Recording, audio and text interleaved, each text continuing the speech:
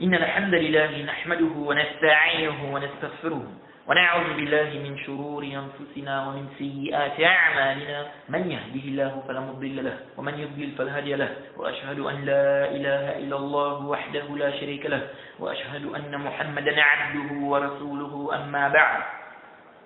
Louange à Allah, le Créateur des cieux et de la terre, on le loue tout ce qui nous accorde comme bien, comme grâce, on lui demande de prier son prophète Mohammed, sallallahu alayhi wa sallam, sa famille, ses compagnons, et tous ceux qui les ont suivis jusqu'au jour de la rétribution. Celui qui a la guidé, personne ne peut l'égarer. Celui qui a l'égaré, personne ne peut le guider. Alors nous sommes toujours dans la suite des réfutations, des ambiguïtés avancées par le frère Ilenga Kala l'Orient. Alors le frère Ilenga, lorsqu'il a essayé de donner une réponse par rapport à ce que j'ai publié comme écrit, il a complètement fait abstraction de la parole de l'imam Mohammed ibn Nasr, qu'Allah lui fasse miséricorde, que j'ai mentionné, qui mentionne clairement la divergence entre les savants de la Sunna au sujet de celui qui les laisse des actes apparents. Alors je vais ici lire les propos de l'imam Mohammed ibn Nasr, car j'ai omis, n'est-ce pas, de lire sa parole dans l'audio précédent. L'imam Mohammed ibn Nasr nous dit ceci, grand savant de la Sunna. Il dit ceci dans son livre Ta'zim Qadr as-Salat. Il dit, parlant donc de la divergence qu'il y a eu entre les savants de la Sunna concernant la compréhension du hadith, où le prophète dit le fornicateur ne fornique pas en étant croyant. Il dit ceci, un groupe parmi les gens du hadith a dit la même parole que ceux-là, c'est-à-dire ceux qui ont dit que celui qui fornique, on l'appelle musulman, mais on ne l'appelle pas croyant, donc on le nomme musulman, on ne le nomme pas croyant. Donc il dit un autre groupe parmi les gens du hadith a dit la même parole que cela, sauf qu'ils l'ont appelé musulman du fait qu'il est sorti des religions de mécréance, et à cause de son approbation et sa soumission à Allah et à ce qu'il a dit. Ils ne l'ont pas appelé croyant, ils ont prétendu que bien qu'il le nomme musulman, il est mécréant. Cependant, il n'est pas mécréant d'une mécréance en Allah, mais plutôt il est mécréant par rapport à l'acte. Et ils ont dit que c'est une mécréance qui ne fait pas sortir de la religion. Ça c'est la page 344. Donc ces savants-là ont dit qu'il est mécréant. Donc celui qui fornique, il est mécréant. Mais ici là, il n'est pas question d'une grande mécréance. Il n'est pas question d'une grande mécréance. Donc de là on voit qu'on peut utiliser le terme mécréant, mais on ne vise pas ici la grande mécréance. On peut dire que quelqu'un est mécréant, mais on ne vise pas qu'il est sorti de l'islam. Ensuite, il a cité les arguments de ces savants-là. Puis il a dit, à la page 346, ils ont dit, donc ces savants-là, de ce fait, ces savants de la Sunna, ils ont dit, de ce fait, nous disons, s'il délaisse l'approbation, il a mécru en Allah, et s'il délaisse les obligations, tout en approuvant, en acceptant qu'Allah a obligé cela, il aura mécru. Cependant, ce n'est pas une mécréance en Allah. C'est une mécréance dans le sens du délaissement de la vérité. C'est clair. Donc ces savants-là, ces savants de la Sunna-là, ont dit, s'ils délaissent les obligations, mais il reconnaît qu'Allah a obligé cela, il a mécru. Cependant, ce n'est pas une mécréance en Allah. C'est une mécréance dans le sens du délaissement de la vérité. Et qu'est-ce qu'il dit? L'imam Mohammed ibn Nasr explique qu'ils ont dit des salafs, parmi les compagnons et les tabi'in, dans le fait de considérer que la mécréance a des branches qui ne sont pas la base de la mécréance et qui ne font pas sortir de l'islam. Et ils ont même mentionné comme argument le verset où Allah dit وَمَنْ لَمْ يَحْكُمْ بِمَا أَنزَلَ اللَّهُ فَأُولَٰئِكَ هُمُ الْكَافِرُونَ. Et ceux-là qui ne jugent pas avec ce qu'Allah a fait descendre, voilà certes les mécréants. Pourtant ici, Ibn Abbas a dit c'est kufr duna kufr. Quelqu'un va me dire oui, mais il y a des cas où la personne peut sortir de la religion. Oui, ça là on connaît. Mais là on parle de l'explication qui a été donnée là. Ici on a utilisé le terme mécréant. Pourtant, ici ça n'a pas empêché Ibn Abbas de dire qu'il s'agit de kufr duna kufr. Vous voyez. Et vers la fin, l'imam Mohammed ibn Nasr, donc à la page 350, il dit quoi? Il dit ces deux avis-là, ces deux avis qu'il a mentionnés là, sont rapportés de l'imam Ahmed.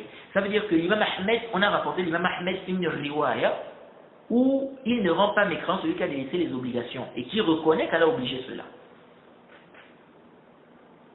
Imam Ahmed était Mourji. Ces savants-là, ces savants, hein, ce groupe de savants parmi les gens du hadith, c'était les Mourji'ins.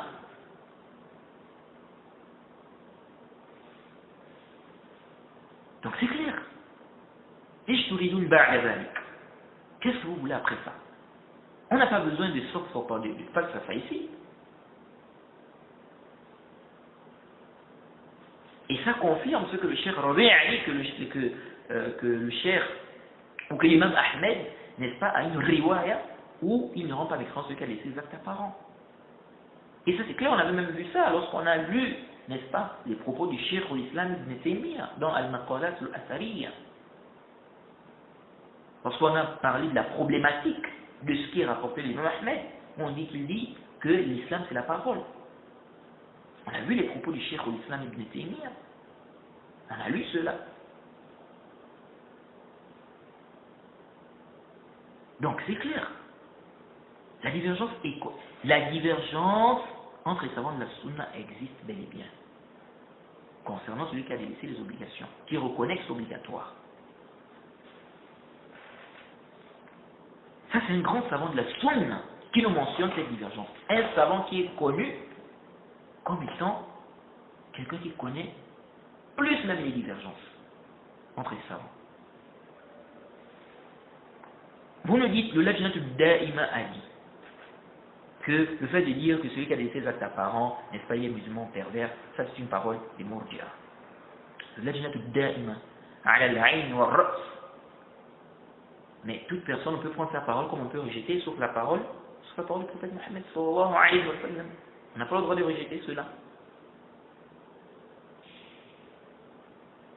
Nous disons, s'ils ont dit ça, c'est une erreur de leur part. Qu'Allah leur pardonne. Ils ont cru qu'il n'y avait pas de divergence. Ils ont cru qu'il y avait un consensus sur le sujet. Ils ont cru qu'en disant ça, ça implique que les actes ne font pas partie de la foi. Or, qui sont ceux-là qui disent que les actes ne font pas partie de la foi?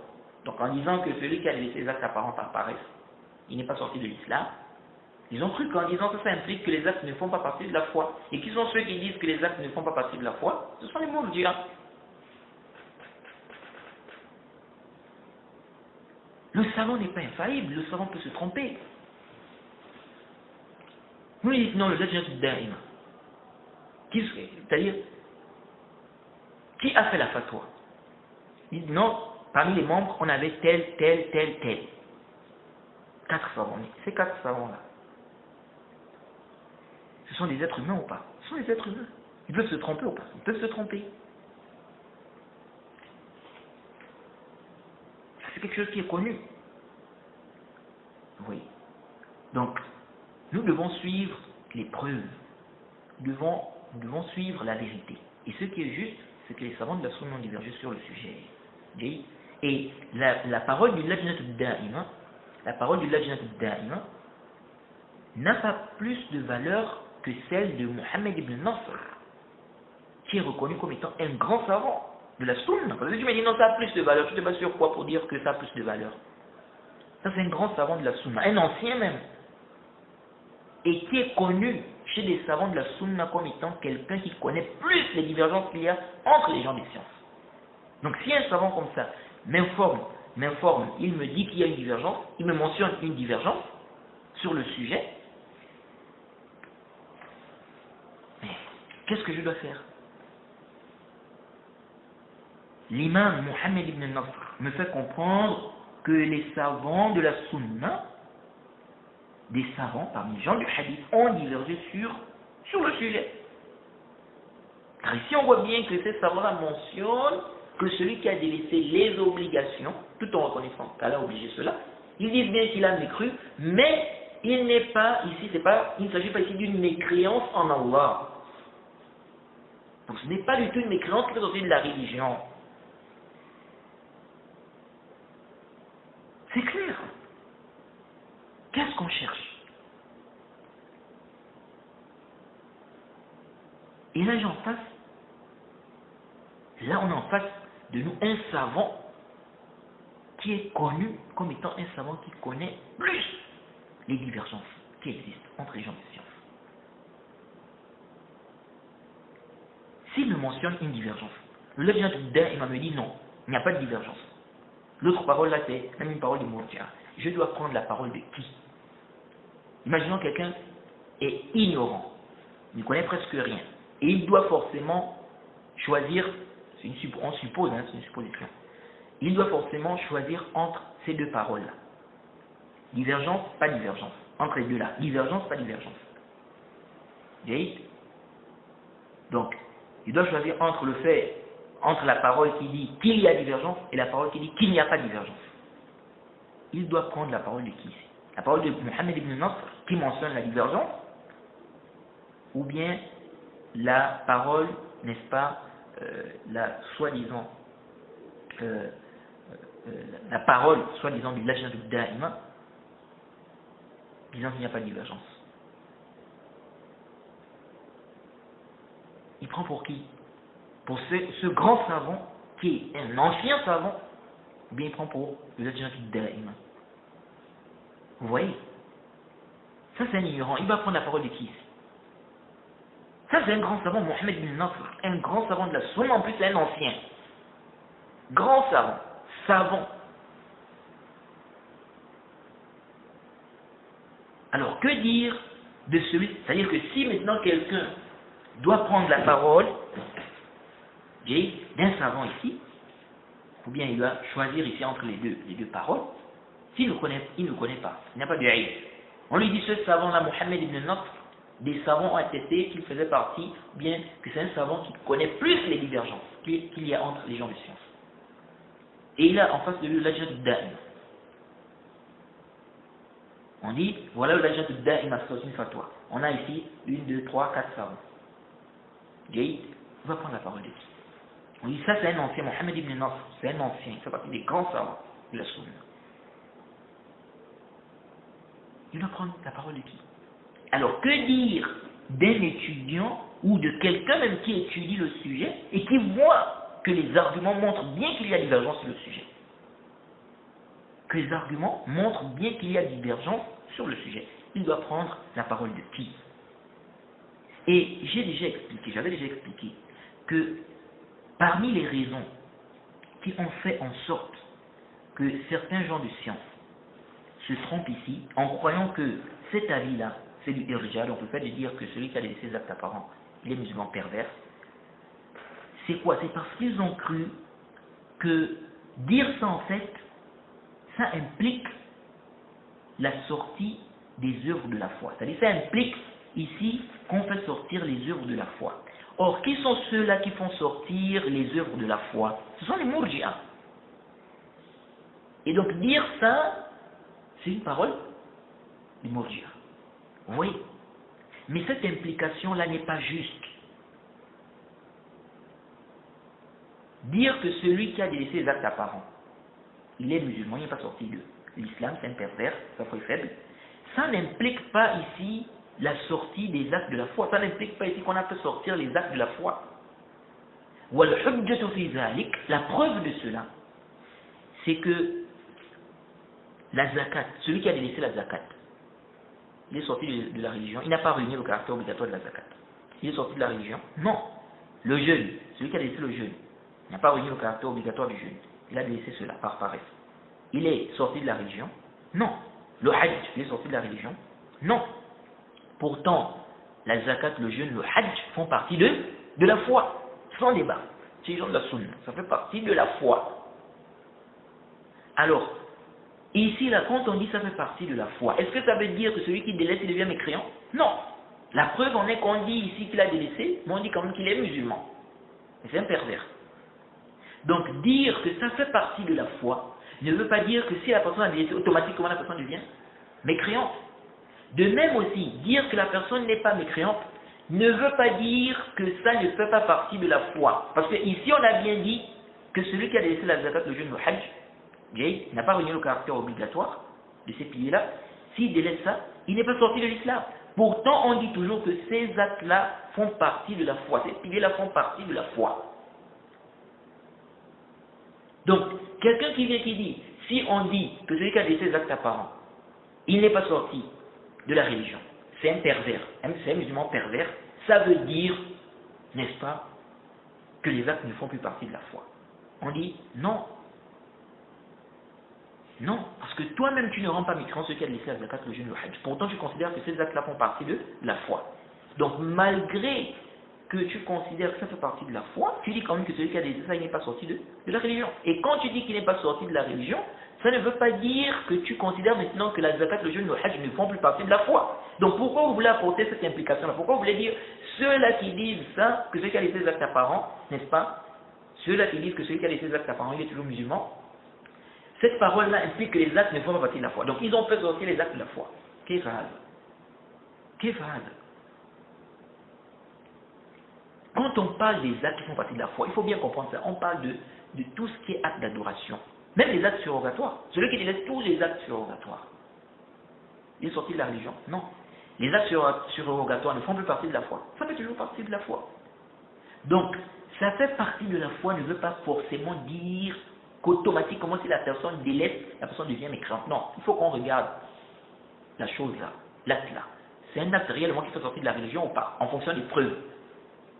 Pas que non, parce que ça fait partie de la foi. Parce que les actes d'adoration font partie de la foi.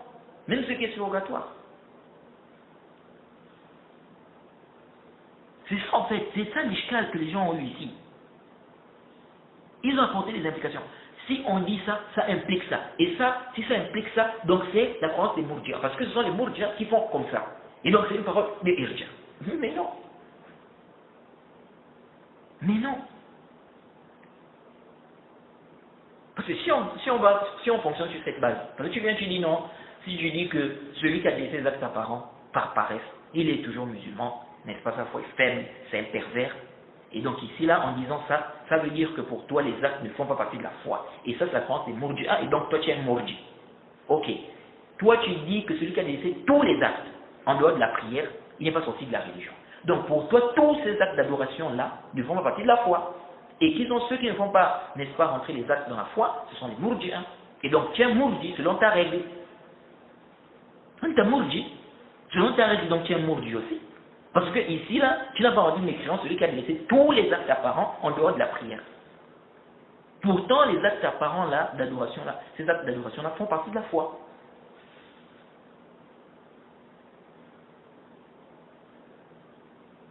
Vous voyez? Donc, il faut faire attention ici. Il faut faire attention ici. Donc, ça fait partie de la foi, ne veut pas dire qu'automatiquement, celui qui a laissé ça, n'est-ce pas, il devient mécréant sans regarder les preuves de la législation. On dit seulement comme ça, non, parce que ça fait partie de la foi. Non. Sinon, un rôle, il peut aussi s'argumenter de ça. Il dit celui qui a laissé tel acte, il est mécréant. Pourquoi? Parce que ça fait partie de la foi. Qu'est-ce que c'est? Vous voyez? Donc, il faut faire attention ici. Il faut faire attention. Donc c'est ça l'ishkal. C'est-à-dire ça c'est parmi les ishkalats que les gens ont eu ici dans cette mas'ala. Et ils ont apporté une implication. Ça implique ça. Mais donc en réalité, ça n'implique pas ça. Vous voyez? En réalité, ça n'implique pas ça. Et donc c'est sur cette base-là, c'est parmi les causes. Donc, ils ont vu qu'en disant ça, en disant que celui qui a laissé ses actes apparents, il est toujours musulman, pervers et tout, en disant ça, ça veut dire que les actes ne font plus partie de la foi. C'est pourquoi vous allez voir que beaucoup de gens, ou même certains gens de science, lorsqu'on leur pose la question sur ça, vous allez voir qu'ils vont toujours dire, bien ils vont souvent ajouter, la foi est parole et acte. La foi est parole et acte. Donc ils vont répondre que non, celui qui a délaissé tous les actes apparents, c'est un mécréant. La foi est parole et acte. La foi est parole et acte. Parce qu'ils vont dire non, ça c'est une parole, bien certains vont dire ça c'est une parole de parce que la foi est parole et acte. C'est-à-dire ils font le lien, parce que pour eux en fait, ils ont, comment dirais-je, ils ont appréhendé la question de cette façon. Que si on dit qu'il est toujours musulman, ok, donc c'est que ici là on n'a pas considéré que les actes font partie de la foi. Parce qu'il faut les actes. Et c'est là aussi l'ishkal. Les gens, quand les salafs ont dit la foi est parole et acte, qu'est-ce qu'ils visaient ou bien qu'est-ce qu'ils voulaient ici? Qu'est-ce qu'ils voulaient dire ici? C'était le takfir, ce qui était visé c'était le takfir. On a déjà parlé, on a lu la parole du Cheikh l'Islam Ibn Taymiyyah. Ils ont voulu réfuter les mourji'as, qui ont dit que les actes ne font pas partie de la foi.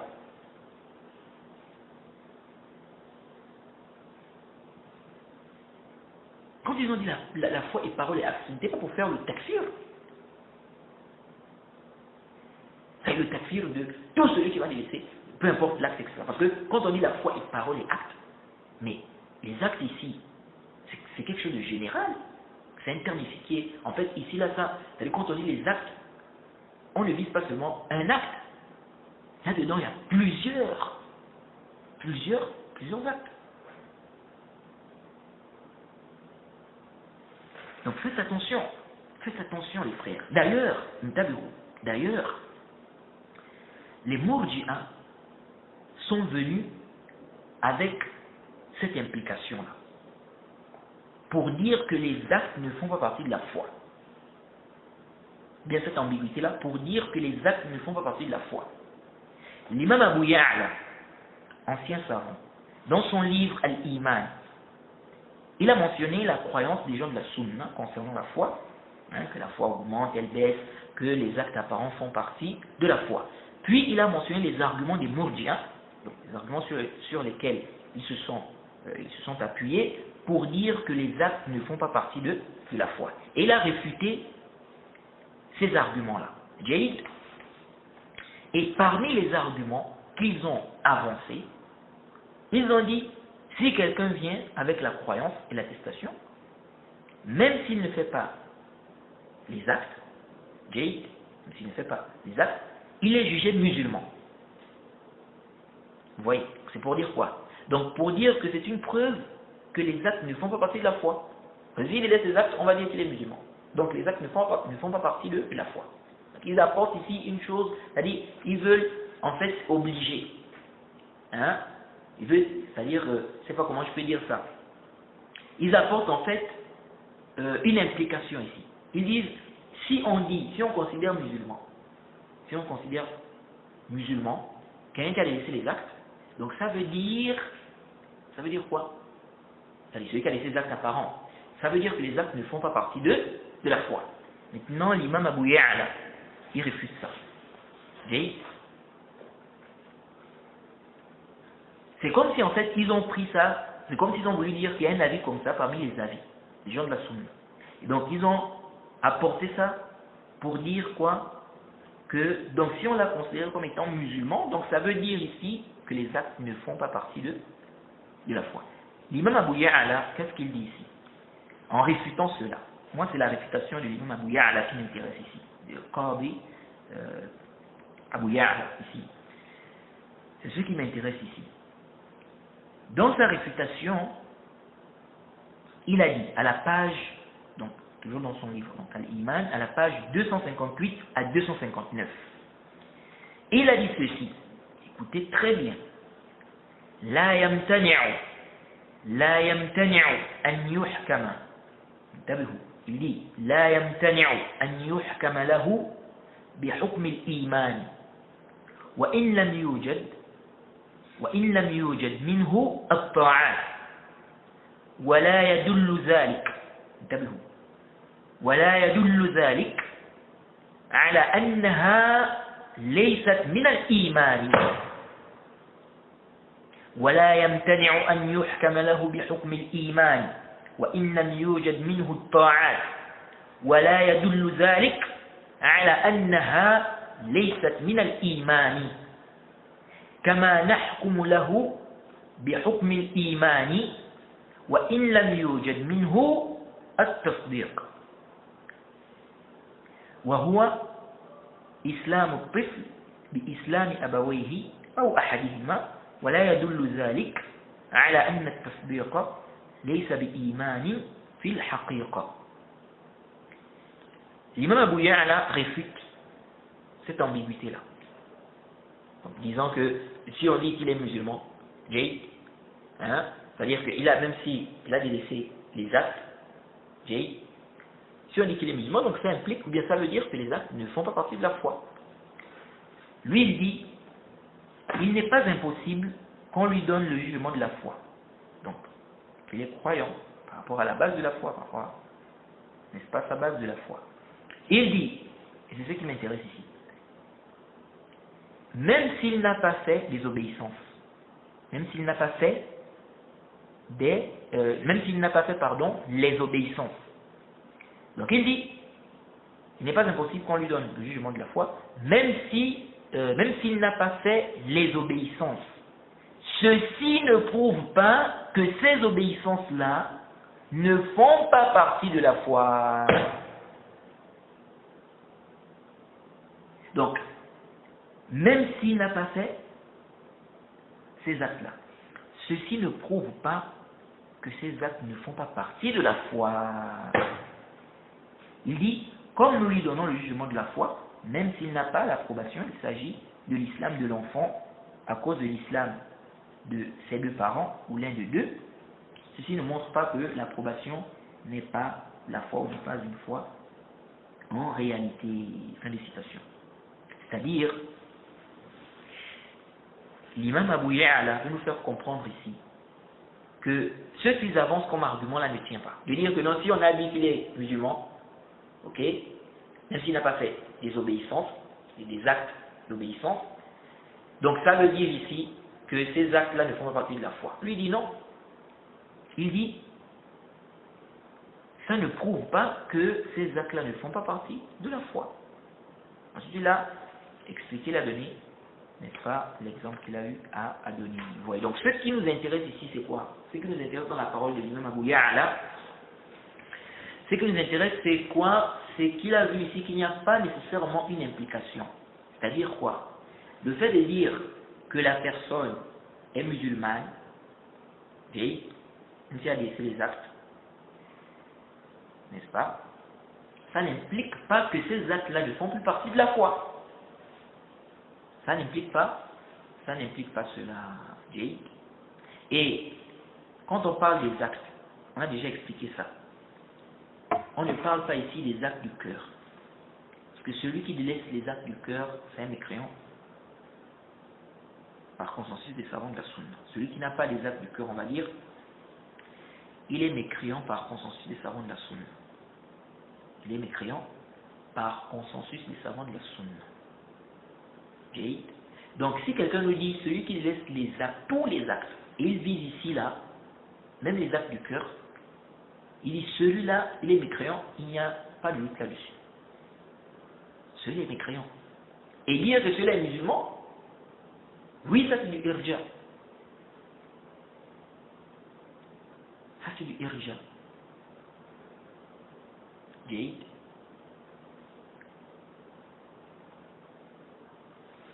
Parce que, comme on avait déjà expliqué, la mécréance chez les gens de la Sunna,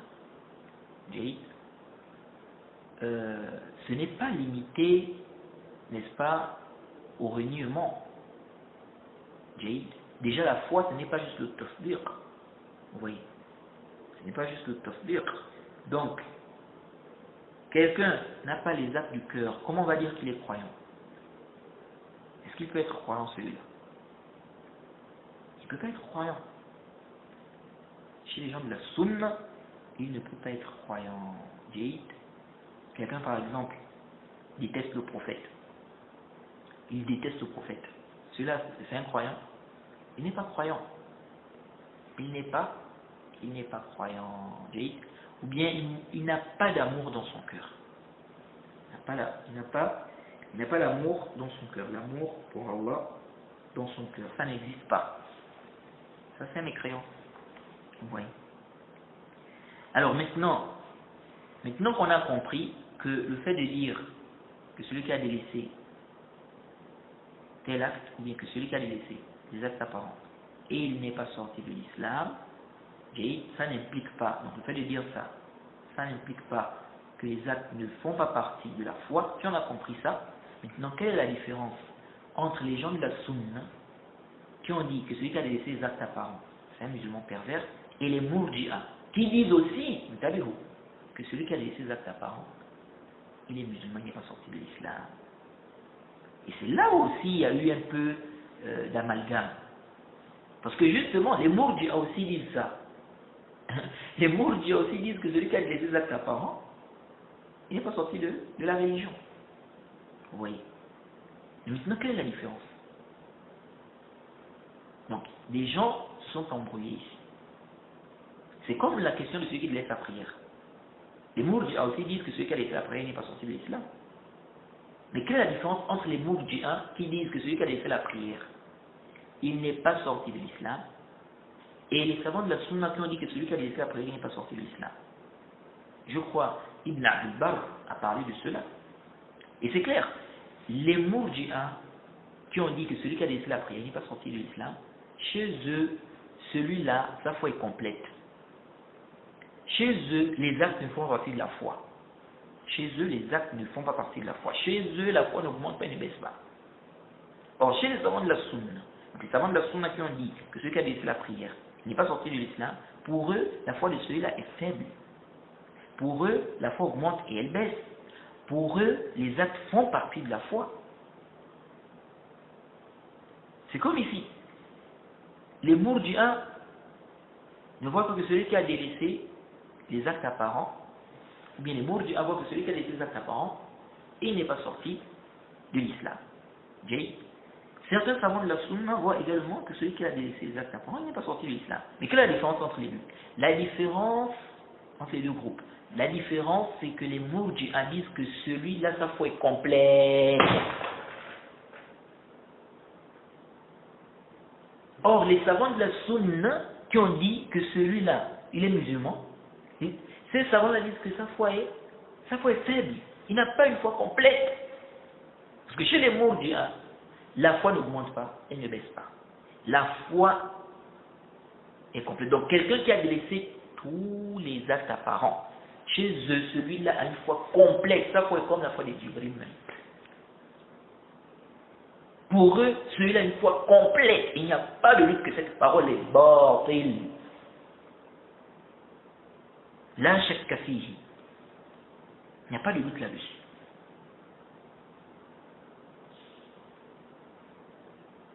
Et on avait déjà expliqué. L'imam Ahmed même avait expliqué la différence. On avait vu ça dans Al-Maqalat al-Asariya. Donc on va plus revenir sur cela. Bref, c'est là en fait, c'est ce que les gens ne comprennent pas. Certains vont dire oui, ça s'apprend des Mourji'a. Non, les Mourji'a disent que celui qui a laissé les actes apparents, sa foi est complète. Les savants de la Sunna qui ont dit que celui qui a laissé les actes apparents, n'est-ce pas, il n'est pas sorti de l'islam, ces savants ne disent pas que celui-là, sa foi est complète. Donc, ils n'ont pas la même croyance. Sur quelle base tu vas dire que ce sont des Mourji'a, ces savants de la Sunna, qui ont dit que celui-là qui a laissé les actes apparents, n'est-ce pas, il n'est pas sorti de l'islam. Tu dis non, mais parce qu'ils ont dit qu'il n'est pas sorti de l'islam. Mais concernant le tariq as-salat, ils ont aussi dit ça. Les Mourji'a aussi voient que celui qui a laissé la prière, il n'est pas sorti de l'islam. Ces savants de la Sunna aussi disent que celui qui a laissé la prière, il n'est pas sorti de l'islam. Donc ils sont devenus Mourji'a à cause de ça, parce qu'ils ne rendent pas méchants celui qui a laissé la prière. Non. Quelle est la différence? La différence, c'est que ceux-là disent que celui qui a laissé la prière a sa foi complète. Donc les Mourji'a, les savants de la Sunna, ils disent non, sa foi, donc les savants de la Sunna qui ne rendent pas méchants celui qui a laissé la prière, ils disent que sa foi est faible. On craint même pour lui.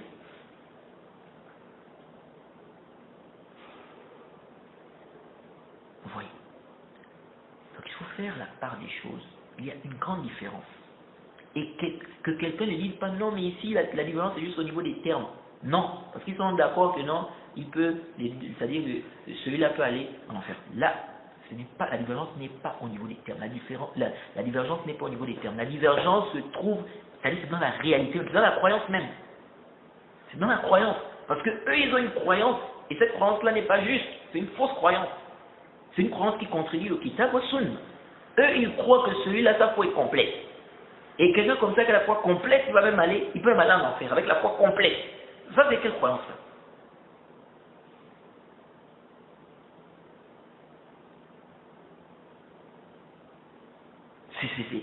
C'est vraiment une mauvaise croyance. Quelqu'un commet des péchés, il délaisse ses actes apparents. On nous dit, sa foi est complète. Complète. On dit même, il a la foi comme la foi de Jibril. Qu'est-ce que ça? Ça, c'est vraiment bâtiloun. Donc la divergence, elle est là même, dans la croyance même. Dans la croyance, c'est pas juste une divergence au niveau des termes, non. La croyance, leur croyance est différente.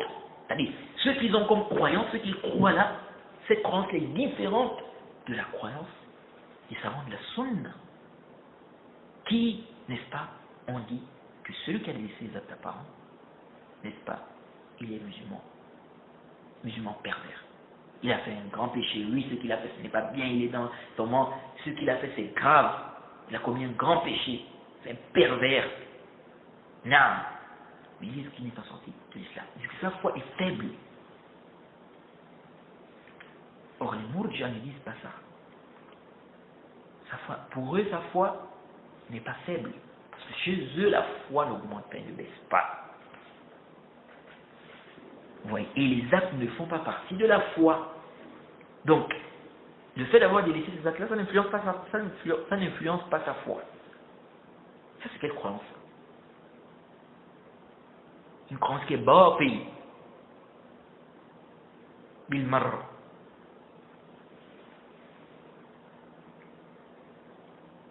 Alors, pour finir, je reviens sur la parole rapportée de Soufiane, que le frère Elinga a mentionné. Dans l'audio précédent, j'ai parlé de ça, mais un point reste à souligner ici. Cette parole rapportée de Soufiane, à la fin, lorsqu'il est dit, qu'il dit, celui qui les délaisse les obligations, tout en reconnaissant cela, donc, sans renier, c'est de la mécréance, comme la mécréance des savants juifs. Qu'est-ce qu'ils visent ici? Mais c'est clair. Soufiane ici ne parle pas du simple délaissement par paresse. Car déjà comment va-t-il parler du simple délaissement alors qu'on a vu qu'il ne rend pas mécréant celui qui a délaissé un acte apparent? Les actes font partie de la foi. Il a parlé d'une caractéristique parmi les caractéristiques de la foi. Et les actes font partie de la foi. Vous voyez. Donc il a expliqué. Vous voyez. Donc comment il va parler de cela alors qu'on a vu, Jade, on a vu qu'il ne rend pas mécréant celui-là qui délaisse un acte apparent s'il n'a pas renié cela. Vous voyez. Pour mieux comprendre cette parole qui est mentionnée à la fin, donc de ce qu'on rapporte de Soufiane ibn Uyayna, il faut bien comprendre le début et les exemples qu'il a donnés. Ici, là, il parle de celui qui délaisse en refusant de les faire ou en faisant l'orgueil et non le simple délaissement. C'est pourquoi au début il dit, ou bien au début, il parle de celui qui persiste avec son cœur à délaisser. Et c'est pourquoi il a dit, c'est comme la mécréance des savants juifs. Mais les juifs ont refusé de suivre le prophète. Ils ont refusé. Donc là on parle de quelqu'un qui refuse. Les juifs ont refusé de suivre le prophète malgré qu'ils connaissaient qu'il est prophète. Et lui il a même expliqué qu'ils ont témoigné, ils ont attesté de cela. Mais ils n'ont pas suivi sa législation, donc ils ont refusé. Donc il parle de celui qui persiste avec son cœur à délaisser. Celui qui refuse. Il ne parle pas du simple délaissement par paresse. Et ceci peut même venir renforcer ceux qui ont dit qu'ils visaient même les Jahmiyyah. Certains ont même dit ça. Voilà.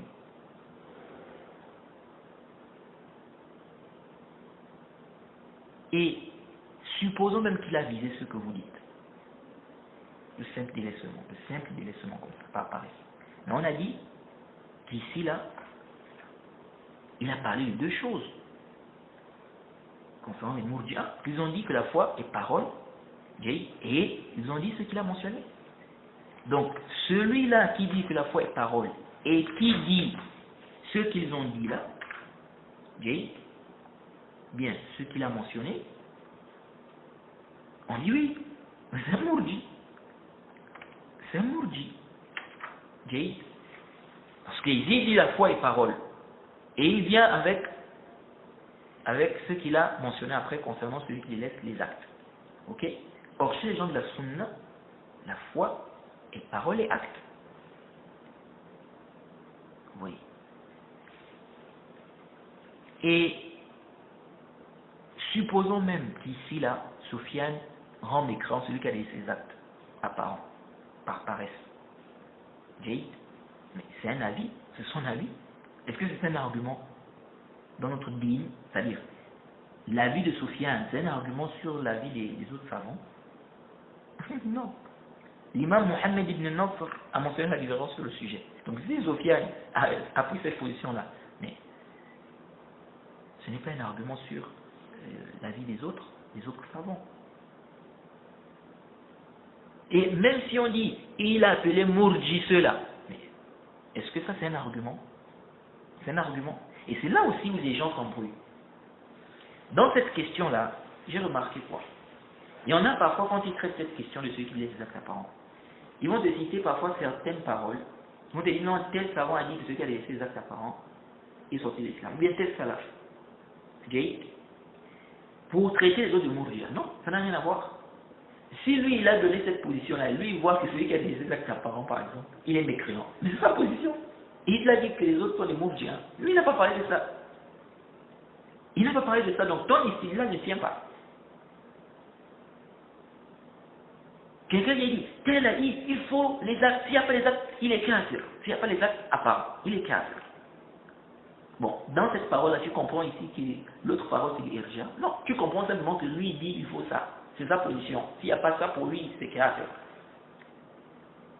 Et quand on regarde ceux qui rendent mécréants, celui qui a laissé les actes apparents, quand on regarde, on voit qu'ils rendent mécréants celui qui a laissé la prière. Ou un des piliers. Mais quelqu'un ne rend pas mécréant celui qui a laissé les 4 piliers. Et puis il rend mécréant celui qui a laissé les actes apparents. Faites-nous un peu sortir un ancien savant qui a ça. C'est-à-dire qu'il a une parole claire où il ne rend pas mécréant celui qui a laissé les 4 piliers. En même temps, il a une parole claire où il rend mécréant celui qui a laissé les actes apparents. Parmi les anciens savants. Parce que maintenant, à notre époque, là, les gens ignorent beaucoup de choses. Parce qu'ils veulent soutenir certaines choses. Où les gens viennent avec parfois des paroles, on ne sait pas qui les a précédés en fait, qui sont leurs salafs dans ça. Oui. Donc, si vous nous apportez ça, on va voir. On va maintenant voir. Il s'est basé sur quoi? C'est sur quelle base qu'il a eu à donner ces deux avis-là? Vous voyez? Donc, bref, ça ne sert à rien d'apporter un argument. C'est comme ceux qui viennent, non, le Cheikh l'Islam Ibn Taymiyyah a dit, la personne ne peut pas, quelqu'un ne peut pas avoir la foi dans le cœur, et puis il délaisse la prière, le jeûne, le hajj, pour traiter des gens de Mourjia. Non, il est en train de s'argumenter, il apporte son dalil, son istidlal. Il ne veut pas dire que le contraire, celui qui dit le contraire, c'est un égaré, c'est un Mourji, non. C'est son istidlal. Donc il faut faire la différence entre ça. Quelqu'un va remplir, il va faire un PDF, quelqu'un va faire un PDF, remplir des paroles. Celui qui a laissé ça, il est mécréant. Celui qui a laissé, il est mécréant. Celui qui a laissé, il est mécréant. Celui qui a laissé. Et il sort de là pour dire que non, donc celui qui dit le contraire, c'est un mauvais. Non, là il est en train de se parler de sa position. C'est sa position. Est-ce qu'il a dit que tout le monde est d'accord sur cela?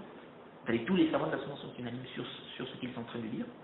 Maintenant, si lui dit tous les savants de la Sunna sont unanimes, là c'est autre chose. Là, maintenant, on va voir. Vous voyez. Et maintenant, si un savant dit qu'il y a un consensus sur une question, un autre dit qu'il n'y a pas de consensus, il y a une divergence, on prend la parole de qui? On prend la parole de celui qui dit qu'il y a une divergence. Sauf si la divergence est venue après le consensus. Mais pour que cela soit le cas, il faut déjà que ça soit prouvé qu'effectivement il y a eu un consensus. Vous voyez. Et il faut prouver aussi que ce consensus l'est bien avant.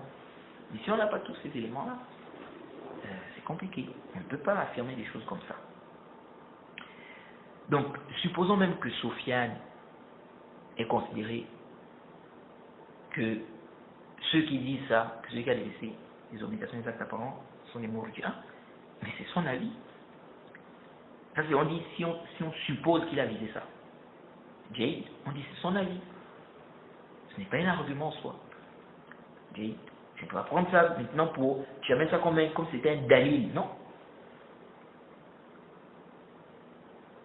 Non. C'est-à-dire qu'un dalil, tout le monde doit suivre ça, non? Alors,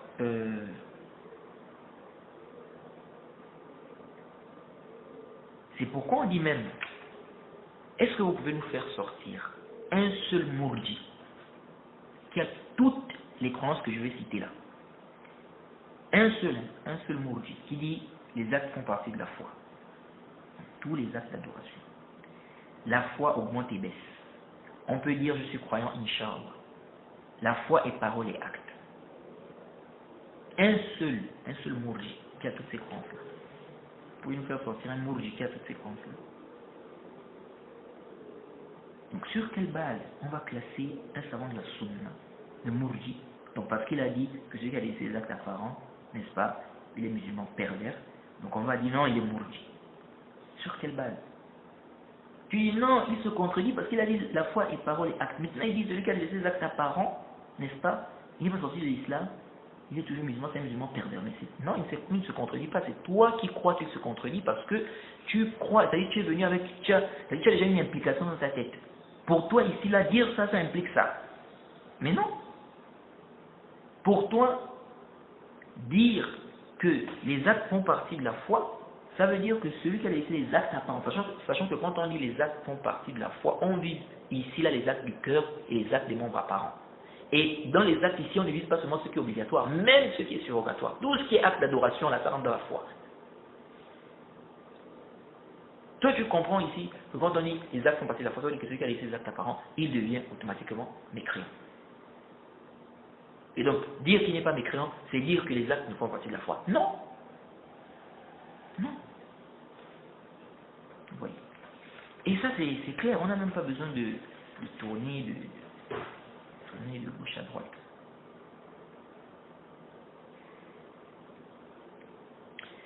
Et un autre point aussi, il ne faut pas que j'oublie cela, lorsque le frère Ilenga a expliqué que dans la fatwa du Lajnat Daïma que j'ai mentionné, quand il explique que non, ici, là, le Lajnat Daïma n'a pas donné le jugement sur ces gens-là, mais après ils ont donné le jugement. Non, c'est faux. Ils ont donné le jugement. Ils ont bien considéré ici cette divergence sur celui qui a délaissé la prière, la zakat, le jeûne, le hajj, et ils ont considéré que chez ces savants-là, qui ne rendent pas mécréant celui qui a laissé la prière, la zakat, le jeûne, le hajj, chez eux, celui-là peut bénéficier de l'intercession. Si c'était une parole des mourji'as, ils allaient dire ça, ils allaient faire le rad, comme ils ont fait dans la fatwa que tu as apportée. Tu as apporté une fatwa. Aussitôt, ils ont répondu, non, ils ont dit quoi? Ils ont dit cette parole, c'est une parole des mourji'as. N'est-ce pas? Tu nous as présenté cette fatwa en disant qu'ils ont dit ça, ils ont dit, tu as même vu la fatwa. Et on a vu. On a également vu la fatwa. Donc aussi, ils ont fait un rad. Donc si c'était ça, ils devaient, dans la fatwa que j'ai mentionnée, ils devaient faire un rad aussitôt. Comment ils vont laisser? On a posé une question comme ça, voilà une mauvaise croyance qui est là. Ils vont dire comme ça que les savants qui voient que celui-là, n'est-ce pas, n'est pas sorti de la religion, hein, ces savants-là voient qu'il peut bénéficier de l'intercession. Sachant que ça, c'est une parole de mourji'at, c'est une parole d'égarement. Donc ils vont laisser le questionneur, celui qui a posé la question comme ça. Non. Non. Ça, c'est pas dans l'habitude de l'Ajnat Daïma. Il devait dire que ça, c'est une parole de irja. Vous voyez. Donc là-bas, ils ont bien considéré la divergence. Ce que toi, tu n'as pas compris, c'est qu'en fait, le Lajnat Daïma, eux, ils font la différence entre la question de celui qui laisse après la zakat, le jeûne, le hajj, et la question de celui qui laisse tous les actes apparents. Et c'est ce que toi, tu n'as pas compris.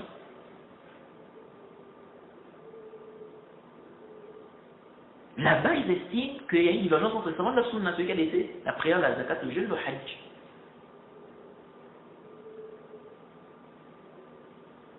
Or, celui qui délaisse tous les actes apparents, pour eux, ils voient que non, ça c'est une autre question. Ce n'est pas la même question. Oui, et on a expliqué, on a vu qu'à Sahih, cette différence-là ne tient pas en fait. Vous voyez. Et alors, pardon. Et alors, avant de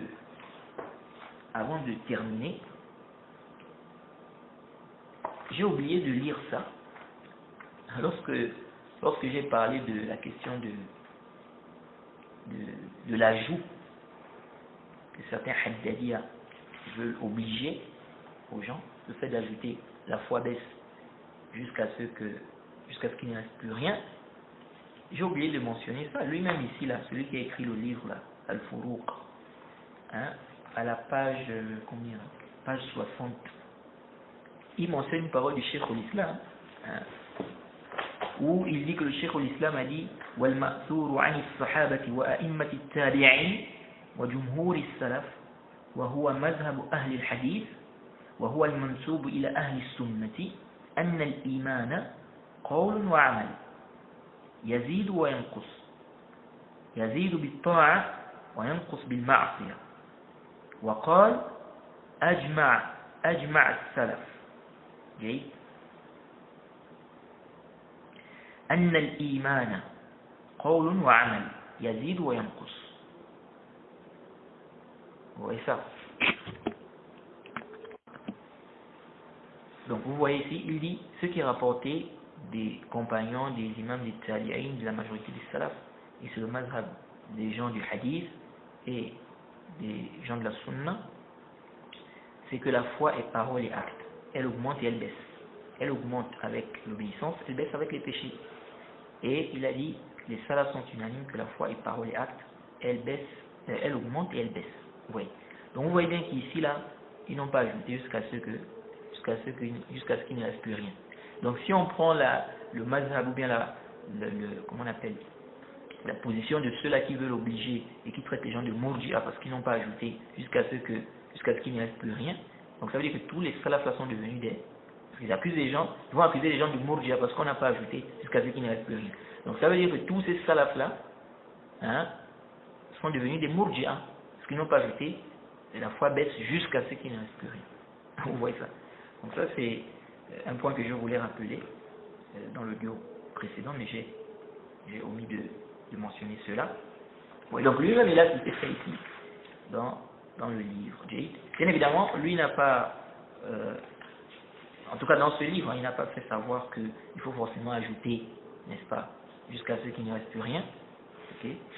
Mais c'est certains Haddadiyya qui impose ça et qui fait les gens d'égarer sur base de cela. Celui qui n'ajoute pas, il a du irja, bien comme c'est ça. Et c'est ce qui s'est passé. Hein? Le frère Abdelaziz, oui, il a voulu même délivrer le Cheikh Rabi à cause de cette question. Vous voyez.